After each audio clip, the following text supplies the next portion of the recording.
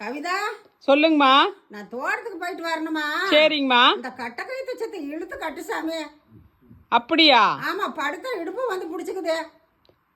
இந்த கயித்தை இழுத்து கட்டணுமாங்கம்மா? ஆமாம்மா.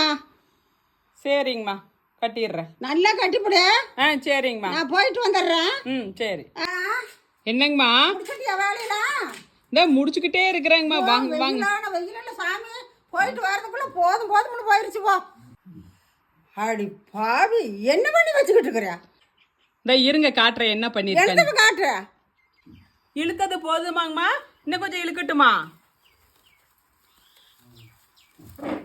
இந்த பாருங்க, நல்லா இழுத்துட்டேன் பாருங்க. தயவு செஞ்சு என்னால தாங்க முடியல சாமி. சாமி உன்னை கையெடுத்து கும்பிடுற, ஓடி போயிரு.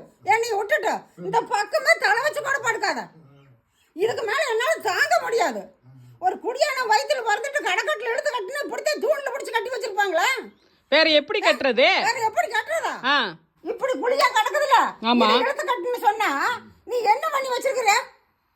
அதுதான் பாருங்க, நல்ல கயிறுல நல்லா இழுத்து தூண்ல கட்டி விட்டுருக்கிறேன். இந்த அறிவு யாருக்கால் வருமா? உன்னை தவிர யாருக்குமே வராது சத்தியமா. இப்படி கட்ட சொல்லு. அப்பனா இல்ல, எங்க அப்பா கட்டி கொடுத்தாரு. கோதை இதெல்லாம் பிடிச்ச கையில கொடுத்துருவாம ராஸ்கல். யாச்சும் பேர கட்டுறியா நீ? எங்க அப்பச்சிதான் இப்படிதான் கட்டணும் கவிதான்னு சொல்லி கொடுத்தாரு. கொஞ்சம் கூட இப்படி ஒரு தவறு செஞ்சு விட்டு அப்படியே அஞ்சாவது உட்கார்ந்து இருக்கிற வாத்தியா? இப்படி ஒரு கன்றாவி நான் பார்த்ததே கிடையாது.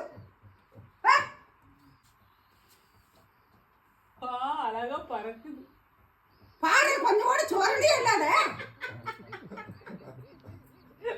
சோரடி இருக்கிறதா போட்டுருக்க.